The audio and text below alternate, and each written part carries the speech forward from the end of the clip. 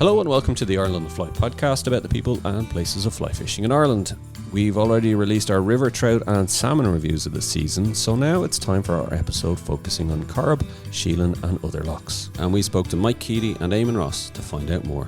I know I spoke to you earlier at the Mayfly time, and it started...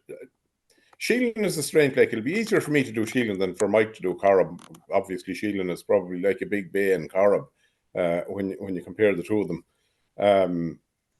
and the fishing is probably a lot different up there. I think I got 52 trout for the year in Sheelin, which is a record for me since I started keeping. Is that your best year? It is, yeah. Right. Now I'd have probably told you that I had better years, but I have no evidence other than my mind. And my mind tells me lies, because even when I was thinking about this thing for this evening, I was a bit more optimistic about how I had done until I looked in the diary and went back over it and seen what had happened. So there was a good few blank days on it. But having said that, my memories of the start of the year, March, was very, very good. We had the very first day of March, we couldn't get out fishing because of snow. So you couldn't. So you just couldn't launch at Sheelin on the day. There was a few hardy men went out in it, but I think most people stayed away. But the next day we were out, and I got 2 fish on it on the next day on a DI5. So water temperature at that time was about 7 degrees, and it warmed up right up to the middle of June. I think that I have it probably at 12 or 14 or 15 degrees in the middle of May. And I stopped taking the temperature then, because the trout had moved up in the water, and you could fish for them with floating lines or with slow intermediates. So March was a good year. March was a good month for wet fly fishing. It went on then. In April, it was really, really good. My best month was April. So between, I suppose, wet fly fishing and buzzer fishing, that was the best month. Mayfly, when I look back on May, I actually had quite a good enough May, but it probably promised better than it. The Mayfly is always something you look forward to. I just did slightly less well in May than I did in April. So April was the best month. And then when you go on to the next couple of months, so you nearly take a break afterwards. The Mayfly kept hatching on Sheelin right up until the end of June. There was actually spent net on Sheelin in July this year, which was extraordinary. Right. Weather was poor for the summer. Everyone knows how bad of a summer it was. It wasn't that wet, but it was cold, and it was... it wasn't what you'd call nice weather. So there was very, very little green peter fishing on it. There was small hatches of green peter. There was a lot of sedges. But I tend to take a bit of a break, or I go to other lakes after the Mayfly on Sheelin. And I did that this year. But I went back probably in July. And the fishing then was different in that I was fishing mostly wet fly fishing. And in the beginning of the year, you don't lose that many trout. If you lose one, it's unusual. Whereas from July onwards, I lost far more fish than I got. So you'll hook them, you'll prick them, they'll come at the fly. It was frustrating. It was a frustrating second half of the year. Having said that, it was good enough now. But it was particularly strange in the last 2 months, let's say from August and September and into the I suppose the piece in October that we have 10 days in October or 12 days. And there was an awful lot of fish shown. You could rise a lot of fish and not get that. You mightn't get any. So I was going out for a few hours at a time. I wasn't spending days out. So I'd go out maybe at 5 o'clock, 4 o'clock, 5 o'clock and spend it till 8 o'clock at night. And you'd nearly always rise fish. You'd hook them and wouldn't get them. Now, I know of a couple of men that got good fishing on it at that time of the year. Tom Stewart had a particularly good back end of the year. He went out, he fished with a slow intermediate. He always had a silver fly on, and he nearly always come in with trout off it, and good trout as well. So I was out with him one day, and in fact, he had a trout 8.5 pound on a small silver fly. And if you picked the fly up off the floor, you wouldn't push it on. You would just, if you found it on the ground, you would push it in the dustbin. But a trout, big, huge wild trout, took that fly. So it was the second half. I still haven't figured Sheelin out, and I'm fishing it now since 1981, and I still haven't figured out how to catch them consistently. once the mayfly is over. Just I don't know how to do it. Simple as that. Is that why you keep going back? Is it? Yeah, because you go out and like the day we went out, and that day in I think it was in September when I went out to Tom Stewart. I met him on the shore and we decided to go out together. And the wind was blowing out from Kilnahard, kind of nearly north. It would have been a northwest wind. We just let the boat off, and within 15 minutes I had a trout over £5. And about 15 minutes after that, he had won £8.5. Right. And there was another boat in front of us, and they had 2 trout as well. They were out. John Murray and Trevor Goulden were out as well, and they just went out before us. They ended up with 2 trout in the boat that quick, and we thought, this is it now. We're going to get back to them. We never put another fish in the boat, although we rose probably 15 or 20 more fish that day, but didn't put another one in the boat. So there's no. I still don't understand that. I can't understand that I could hook a fish. Now, we hooked both those fish on silver flies. I got mine on a kind of a Peter Ross dabber, and he got his on basically a silver hook with a little wisp of bronze mallard left on it, but that was it. So they were up probably taking pin fry. But why they wouldn't take them after we had got 2 of them, now whether they all told one another that they're out fishing again, I don't know that these trout communicate or not. It could have been the Northern Lights either. You never know. Right, yeah. The Northern Lights, I think there's an episode yet. There's a full episode to be done on the Northern Lights. Yeah, I can't figure it. I cannot figure out. I absolutely cannot consistently get fish on Sheelin from, I suppose, the middle to the end of June. I'll get my share, but there's no logic to it. Yeah. So yeah, so interesting. So all in all, fairly decent season. You've been happy. Yeah, good season, and we got a good bit of work done on rivers during the year as well, which was good because the rivers was low. We were able to do a bit of work. Now we did it with the fisheries, and the local staff up there were very good this year. I think that was the best year, probably in the last 4 or 5 years, that we've done a good bit of work on rivers. Oh, that's great. It's reaping dividends. Yeah. Right, Mike. Over to you now. How was the Corrib for you this year? In general, good. Better than the previous year, to be honest with you. Started off well.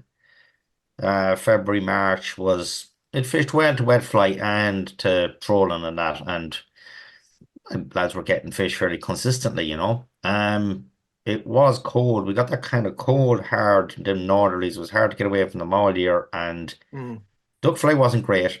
The weather was poor for it, and it didn't really suit it, and it was just. It was poor, wasn't it? It wasn't one of the better ones. No. But it's just down to weather again. It's just nothing you can do when you get it like that. You know what I mean? It was cold, harsh weather, and you know what I mean. You didn't get the right days for. Come the end of the month, it was pretty much over. All the hatches this year were early, and Corrib, everything was at least a week early. We found anyway. So duck fly was up by the 17th of March, wasn't it? It was up by Paddy's Day.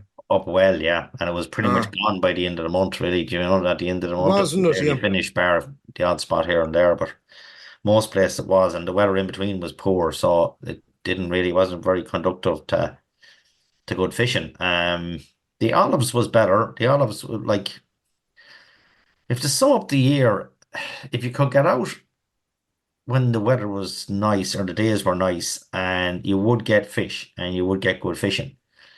But if you were limited to just getting out of weekends and things like that, it was, for the most part, poor enough because it just wasn't happening at times when you just got that cold, harsh weather, and it didn't suit it. But if you could get out the days where, you know what I mean, they were conductive to good fishing, you did get fish. The olives again, like that, a lot of the weather was patching up, but it did fish relatively well for olives. But it was not every day. It was inconsistent, but it did in general fish fairly well during the olives. The wets, Mike. To wets, yeah, and dries as well. Yeah, dries fish well. Yeah, dries fish well with us. Down Birchall area and that. We had some good fishing on dries, but like that. It was just on the day. You could go out one day and you could have just nice conditions and you could have good fishing. You go out the following day and you're in harsher conditions and it just doesn't happen at all. So that was really the big problem with it. Mayfly started really well, but again, it was mayfly fishing the end of April in Doris. And with us probably maybe a week later, the very start of May, and it did fish well when you got mayfly this year. There was plenty of mayfly hatching, but you got a lot of that dry, cold weather, and fly was gone up and gone, and fish weren't really moving. But if you got the right weather, right conditions, you were getting good fishing. It was just down to that. The buzzer fished well enough. Again, I'd say the buzzer by the first week in May, it was pretty much over. Last week of April, first week of May, it was probably the best of it. Not everywhere. Some places, some areas fished really well, and other areas and just didn't really perform at all. But you get that sometimes, you know what I mean? But yeah, around Saddle area there, Ballindiff area, that fished really, really well. It was very consistent. But other places then, we'll say 50 and that kind of area and it down was patchy enough. It didn't really nowhere near where it normally would be, and some of the other bays as well. Don't know why, but can be like that sometimes, But again, like that, it was, if you were, a lot of the weather wasn't great. I know some lads that had stuck it out and had good fishing, but they worked hard. You'd have to have drogues out and, and things like that. And it wasn't nice fishing, but what could you do if that was the weather you had, Your time span is limited. So that was basically it.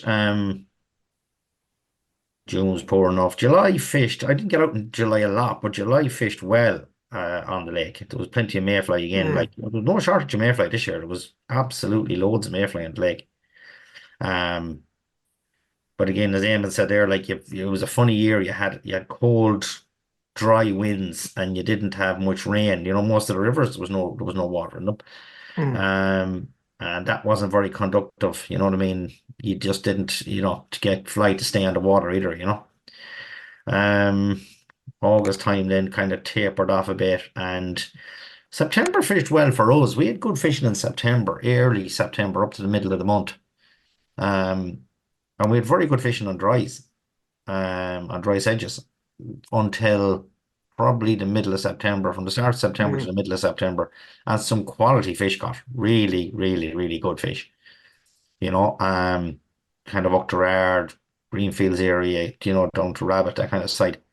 Some really good quality fish. I had 2 fish one day in the competition for £7. I had one near 5 and another over 2. So, that'll tell you the quality of the fish, that was coming off the lake. You know what I mean? It was really, really good. But then, saying that from the middle of September on, you flicked a switch, it got really hard to get.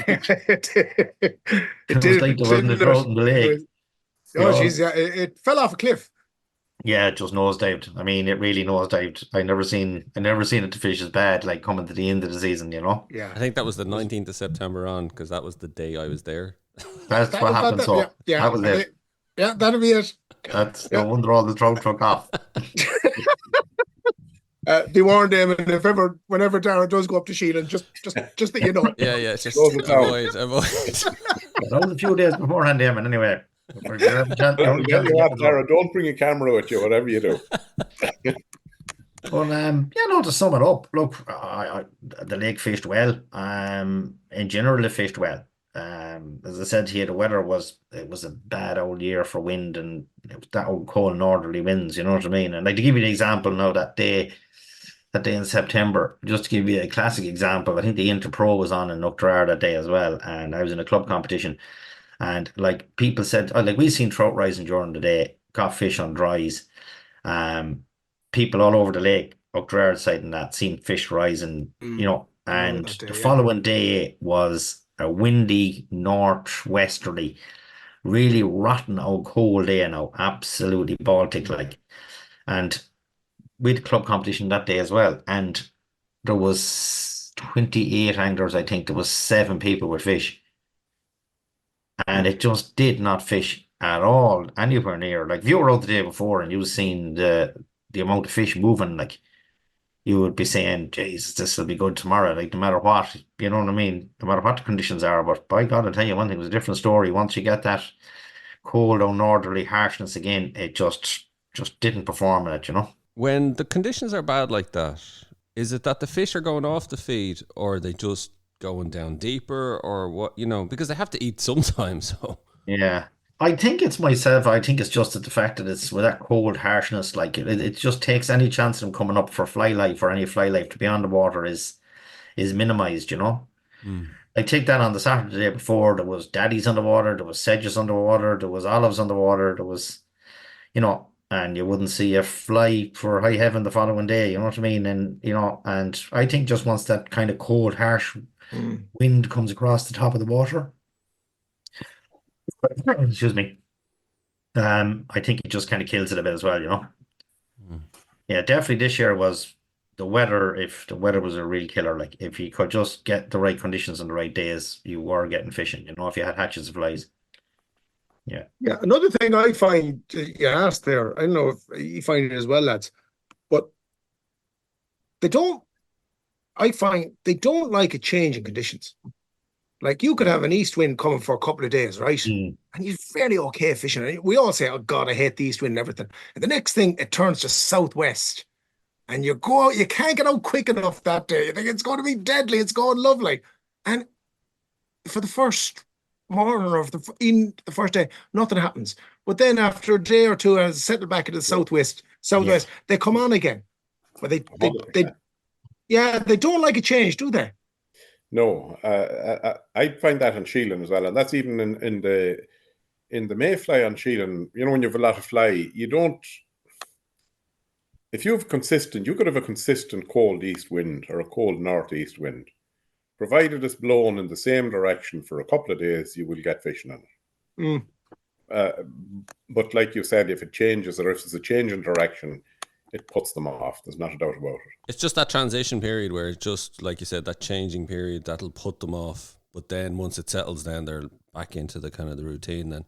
Yeah. If you can get a routine on the likes of Sheelin where you go out and you hope that you get one or maybe two on a good day, there's nearly, you know, I know what Mike is saying, and I agree with a lot of it, but I would find up there that you could go out on them cold, hard days and you always have a chance there. You could still get your chance on the day. Oh, you get a fish or two, but like not good fishing, you know. Yeah, you won't get good fishing. Yeah. You still get a chance. But it's like the window of opportunity was so much smaller, wasn't it? Like you were saying, you had to take the opportunity when it came, and if you lived near the lake, you were able to do it.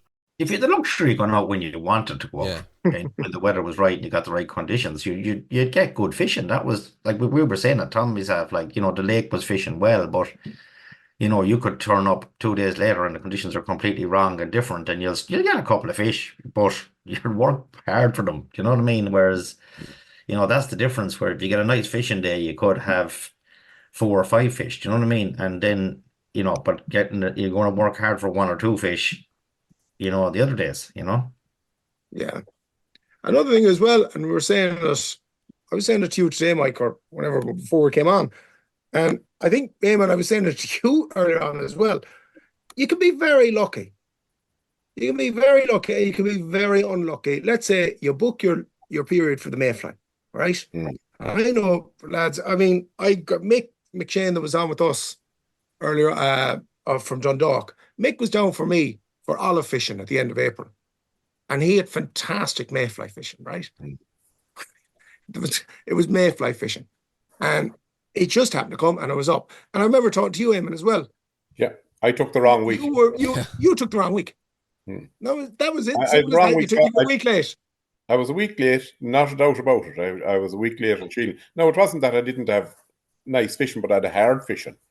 I had to work really hard. Whereas the week before, it was much, much easier. You know, the trout were up. You were getting them on wets, dries, nymphs, and after the first week, they began to get a bit lazy about how they were going to take their flies, and that, you know, you got periods during the day when they were on. And if you didn't take your chances during those periods, you might end up with nothing.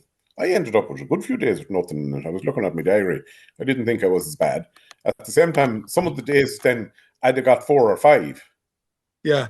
So it made up for I'd have averaged out reasonably well. But when you're out on the day and you're struggling in the middle of a big hatch of mayfly, you wonder to yourself, what's going on? But we tend to look backwards and say, you never ever remember that day. You remember the days you get them.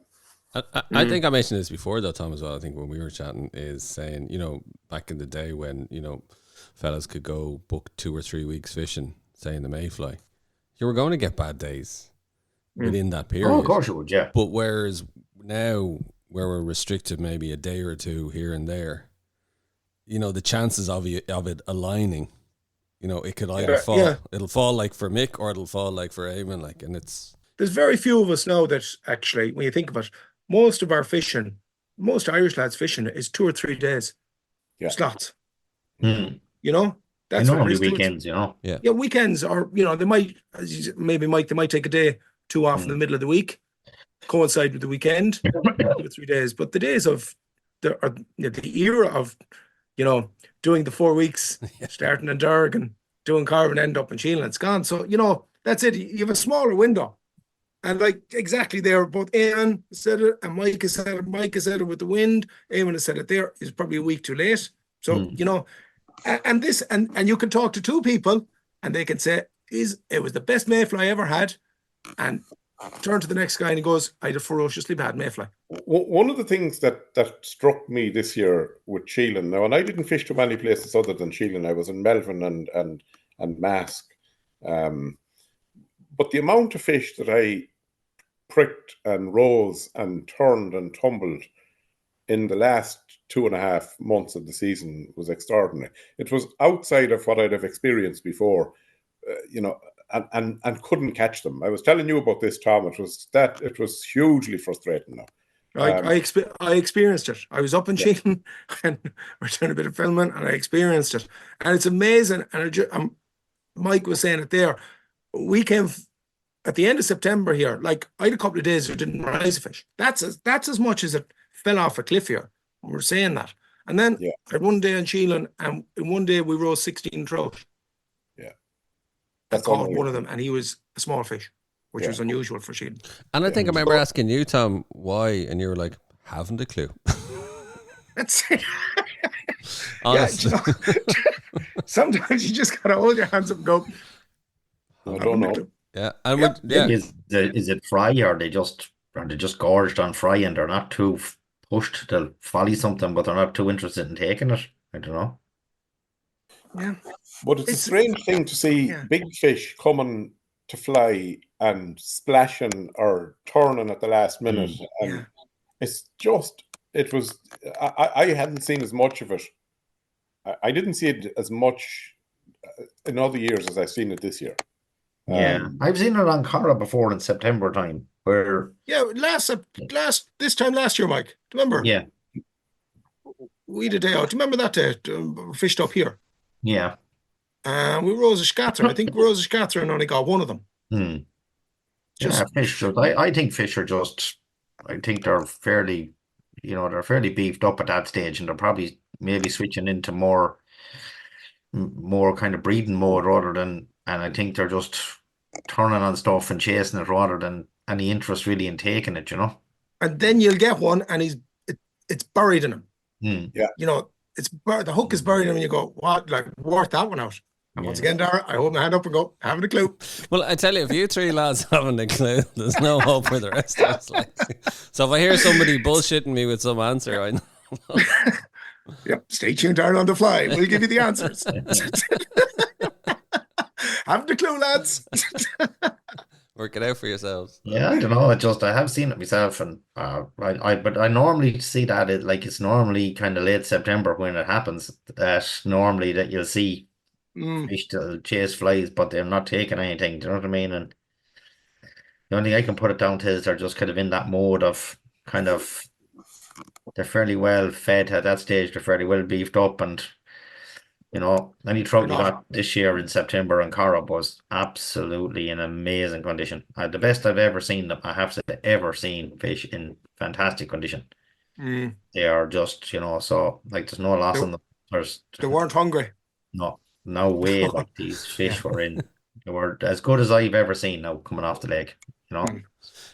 Can I ask then, catch rates overall for the lake? Is it, is it possible to kind of put your finger on it in terms of, is it up, down, average for the last few years? What are you thinking? And in terms of fishing pressure as well, how does it equate? Well, Corrib gets a lot of pressure now, you know what I mean? Especially, there's peak times there, you know what I mean? Mayfly, buzzer time especially, and that kind of thing, It does get fairly, at times fairly heavily fished, but I think Corrib is fishing well, really, overall. It's holding up well, Mike, is it? I think it's holding up well. I think there's no shortage of fish stocks in Corrib. That's my own view on it. Everything has its own pressures, but you know what I mean? Be they, environmental or predators or whatever, you know what I mean? But like I think pound for pound, I don't think there's I think when you get it right on Corrib and the fly hatches are there, there's you know what I mean, you're gonna have a good day's fishing. It's as simple as that. It's just there's no shortage of fishing it. Yeah. And Eamonn? Yeah, I'd say that, Sheelin did well this year. I think it looks after itself in terms of more people that fish it. You get diminishing returns with crowds of boats on it. So after the main, so you don't have large numbers of people there until about the middle to the end of April. You get a peak of boat numbers coming out for the mayfly. The fishing disappears. Everybody disappears off the lake, and you'll be out on your own in July, August, and September in a lot of cases. So it's lightly fished in those last 3 months, and sometimes the sport can be quite good in it in those in the latter end of the year. So I'd say that it's held up well this year in terms of fishing. There's plenty trout in it. But look, it's a difficult lake. It's not an easy. It wouldn't be. You couldn't really compare it with Corrib. It's a completely different lake. Can I ask you just about mayfly? Because I know we spoke about this before, Eamonn, and you tell me about the boat etiquette or whatever you want to call it. But like anybody I talk to, like half the country seems to be out going up to Sheelin at mayfly now. The word is out. Oh, if you want to catch big fish, up to Sheelin. Has it been noticeable in the last few years that it's just for as long as I can remember, since the mayfly came back, it has been noticeable on Sheelin that the boat pressure on Sheelin and the mayfly is extraordinary. But boats follow boats, and if you're wise, you stay away from the boats and you go away to someplace quiet. Not necessarily where there's a huge amount of fly. You'll get fish there, So sometimes it's hard to find those places, but no matter what lake or no matter where you are in Sheelin, you'll find quiet places in Sheelin in the mayfly time. If you go up to what area am I talking about now? Up towards the Finay end and up towards the bog and up that way, you'll have very, very few boats up there during the mayfly, and you can get great fishing on buzzer. So people, it depends on if you're there for the mayfly, what would I call it, festival or bonanza, mayhem. Mayhem, yeah. There are people. There's one guy that goes up there every year, and he goes round the boat and he sings songs. I think he's a great fella. Like he drives his boat from the middle of the boat, and you could see him. He could be down at Crover for 10 minutes. You'll hear him coming, singing away at the top of his voice, and he'd be gone again in 15 minutes, and you'll hear him coming another half an hour away, singing another song. So there are characters like that arrive, and I don't ever see that guy anytime other than the mayfly. At this stage, I suppose I look forward to seeing people like that, like I look forward to the cuckoo or to the swallows coming. But it does get an awful hammering during the mayfly, and I know that the research that the IFI were doing, it kind of backed up the fact that trout do go down when there's a lot of boat pressure on it.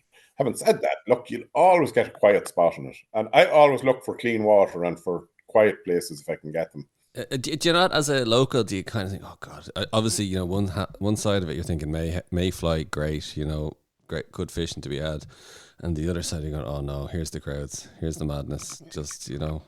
Look, what I suppose Isn't that what it's about? It's supposed to teach you something. You're supposed to learn something out fishing. I think that you have to have some level of what would I call it? Balance. The worst thing you can get, you can't let that get under your skin. Yeah. Look for the people that sing the songs. Yeah. And you'll enjoy it at that. Now, it is difficult when a guy drives up the drift on you and waves at you, on an evening at spent fishing where he's coming up through a wind lane, and you're saying to yourself, "What is this man doing?" You just have to bite your tongue, give him a fool's pardon, and hopefully hope that the fish will come up later on. It is frustrating, but look, I think that you have that kind of frustration, and I think these things are sent to try us and for us to learn from. And if you want to learn, come to Sheelin if you want to learn. It's like Lough Derg, except you don't get an indulgence for going there. It's something else. I mean, like, it's different for us. Have you fished mayfly on Sheelin, Mike? Have you? Yeah, I have. Have you fished the spent in it? I've fished spent, a few times. Yeah. Yeah, it's spectacular, like, because we never would have seen it like that before. Like, it's just first time I went up there with Paddy Ward there a few years ago, and I mean, I just couldn't get over it. I mean, I've heard of it and I've seen pictures of it and all the rest of it, but I've never ever experienced it. Like, and you'd be there at 9 o'clock and you'd see 100 mayfly up in the air, and 10 past there's a few thousand in the air. You know what I mean? And then the next thing they just all land down the water, just like. You couldn't even know where your fly was, like, when you're casting out at times. You know what I mean? So because we have nothing like that on Corrib. No, we'd never see the likes of that.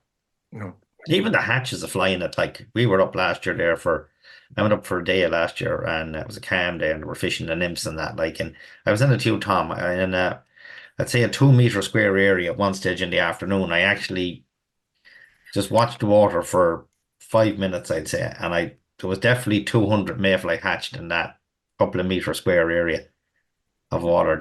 They were just coming up, taking off.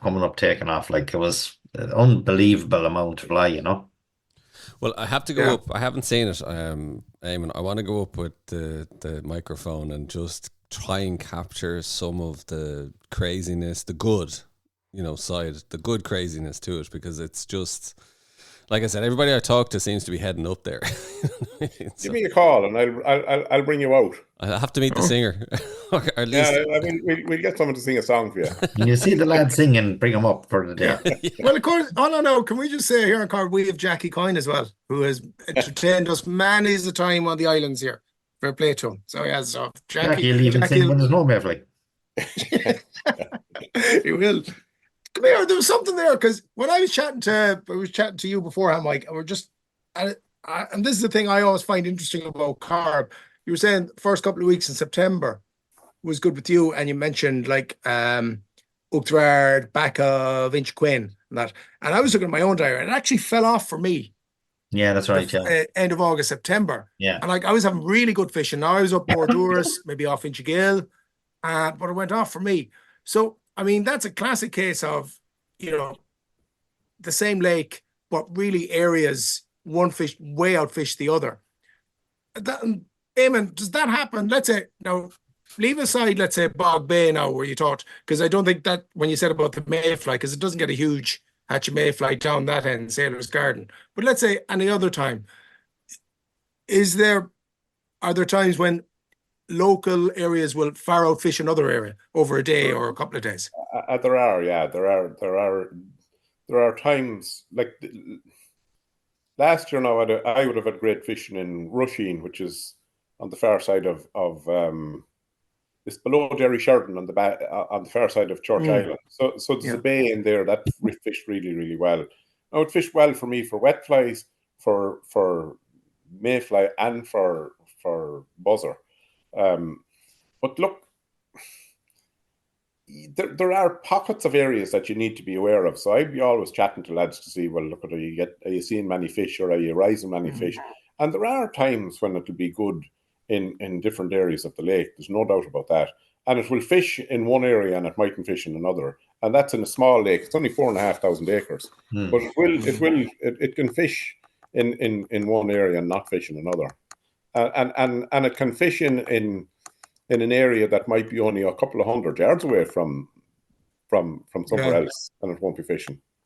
So to do congregate, whatever brings, if you could figure out what brings them to where they're going, I know that I'd have a view of especially with buzzer fishing when we had the Ulsters on it this year, and for me it was ideal. Buzzer, it was bright sunshine and flat cam, and loads of buzzer hatching, but it was just at the very start of the buzzer, and there was very, very few trout in the area where all the boats were. Now there was only 6, I think it was 5 or 6 trout caught by everybody that was out that day. There was 60 or 70 out. They were all caught on buzzer. But 2 days after that, or 3 days after that, if you were in the same area, you could be getting 4 and 5 trout. Everyone was getting fishing. So there was no doubt that the fish migrated towards the hatch. Now, whether they can smell them or whether they can see them or what triggers that, I don't know. But there's definitely something triggers the move of fish from areas that they were in to an area that the fly was now hatching in. Because it does. You've always said that, Mike. You've always said that with buzzers, that fish will move in. You've always said that to me down in your part of the lake. That once the buzzer comes in, that fish move in from other areas. You've always said that to me. They do, of course. Yeah. Now they're going to get that abundance of a food source, like, you know what I mean? All of a sudden, then, high protein source food, like, they will move in, like, you know what I mean? There's no doubt about it, from all other areas, like a lot of other areas. I won't say they'll travel miles and miles, but like if we'll say a half-kilometer area or more, you know what I mean? or around that kind of bay or whatever, like fish will congregate into it, of course they will. Yeah. It's like mayfly, sure. Like if you mayfly on the Corrib and it's going out into the open water, and if you follow it out sometimes there, and you'll get the best of fishing way out in the middle of the lake, you know what I mean? Yeah. And them trout were there, and they're obviously they see the mayfly and they'll start feeding on it, They take a chance with it. Yeah. Quick ones that I want to ask both of you, because we've just said both Sheelin and Corrib. Ask you first, Mike. Mask. Quick rundown of mask. Mask was you? Did you get on this year for me anyway? I found it. I wasn't up there a huge amount of times because it fished hard, and it seems to have, I was talking to the lads that fish it regular, and they said they found it hard fishing all year. Yeah, it's fun. Same myself. I think anybody I've talked to, has been one of those years, been a tough year in it. So hopefully it'll come next year. And just ask you, Eamonn, because you mentioned it there, Melvin. How would you get on Melvin? Look, you'll always get a couple of trout in Melvin, but I think Melvin has slowed over the last number of years now. Yeah. I might be looking with rose tinted glasses, but we used to go from Sheelin to Melvin years ago after mayfly, and you'd go down and you'd fish mayfly or you'd fish wet flies down through Melvin, and you'd nearly always get 5 or 6 trout in it. You'll get it hard to get that in it now, but I still love it. I think it's a lovely lake, and I still think it's. I'd like to see. I'd love to see Melvin being managed on a north-south basis. I think that there needs to be something like that done with it. I think that there is problems in it, and I think that that unless there's some sort of a north-south management plan put in place, you're never going to get the coordinated effort required to make sure that those Sonahan trout are protected properly. And I think that's from an from it's not overfishing that's on Melvin that's causing it. I don't want to say that there's problems on it, but I certainly think that fishing has deteriorated in an awful lot on it. And my view would be that there has to be some root causes to that, and that can't be managed when you have a government in Northern Ireland and a government in the south of Ireland, and neither of them cooperating. I won't say that they're not cooperating, but I think that there should be a joint body in charge of it. Like there's a like the file. So for example, you have sewage systems in Garrison that might be impacting in Rossinver. It's just beside one, and there needs to be that coordinated effort on it. So look, I always love going down to it. But am I getting the best of fishing on it? I can't say that I am, no. And you'd hope and you worry, that it's doesn't become an issue before it's too late. Like other lakes, people suddenly go, "No, Jesus, how did this happen?" Because it kind of creeps up. We'll keep an eye on that, actually. Eamon. I think that'll be one to kind of look out for. And I think what you're saying is dead right. Why can't it be a jointly led initiative to look after it? Final question, lads. I am interested to know the rods that are hung up. We're into the off season. Eamon, tell us, what will you do for the winter? Will you be good luck now? Don't want to see any fly rods or anything for the next few months, or what will you do? Look, I love going up to the rivers to watch the trout, to see how the spawning is going on Sheelin. So, again, I've only a few rivers to look at. I suppose it'd be different than in the Corrib, where you have massive amounts of areas to cover. So I will do that over the winter. I have an objective this year. I hate making these plans when there's fish involved because they never cooperate with you. But I'd love to get footage. I've got footage of the trout spawning. I've taken footage with a camera from the bank where I've set it up, and I've got trout spawning in the rivers up there. But I'd love to get underwater footage with the GoPro. So I'm going to try that this year. That's my objective. Brilliant. Well, listen, share that with us if you do get it. I'd love to have a look at it. Well, yeah. That'd be brilliant. And what about yourself, Mike? All the usual, like doing boats now at the minute, so boat in the garage there and get it done and sorted, and another one, get that out, another one in, and do a bit of shooting, please God, and so you don't feel the winter going. The next thing gets January and you'll be starting thinking about the fishing again. So we get out on the 15th of February here. It's not too bad. So yeah, it's actually not that long. It's not that long. A couple of weeks head start on them, lads. Be no harm at all. You want every bit of it. Well, listen, that's brilliant, lads. It's been fascinating getting the insights from both of you. And I think, to sum it up, Mike, correct me if I'm wrong, from what you're saying, is difficult conditions. The windows were kind of smaller, but if you had the opportunity to take advantage of those windows, the fishing was excellent. Oh yeah, the fishing was good. Yeah, it was good, and it wasn't a bad year. I mean, considering to the year before, fished very hard, and for everybody, you know what I mean. And no, in fairness, Corrib fished well this year. It's just, you know what I mean. If you got things right, you got very good fishing. You know what I mean. And the quality of the fish this year was exceptionally good. I don't know, maybe it was the mild winter or whatever. We got very little cold really as such, you know what I mean? But the fish were in fantastic condition all year long. Really good condition, And Eamon, of what you're saying with Sheelin, I think it's fascinating you're saying it's your best year, even though you had quite a few blanks. So again, kind of maybe similar, is it, in the sense of... Yeah. Look, I look back at it and I thought I had a great year on it, but I suppose I'm still perplexed about what happens from after June. It's like doing the lotto. Whereas before June, there's some logic to what I'm doing. But I still haven't figured that out. Now, that's 20 years, or 20 years, it's 40 years that I'm on it now. and I still haven't figured that out. That's the beauty of it. Are you getting any closer? Yeah. No, I'm not, because I fish dries and everything on it and think this is going to work, and there's no logic to it, Tom. There's no logic. I think that they're... maybe, come here, maybe you shouldn't be looking for logic. Yes. Maybe I shouldn't. Yeah, maybe I shouldn't. Yeah. But you see, look, that's a keep. I'll tell you what I'll do. I'll bring the accordion and I'll get your man to sing with me. And we conjure them up. You never know. You never know. See, sometimes you're better off not getting the answer. Do not think, because that's what keeps us interested. That's what keeps us interested.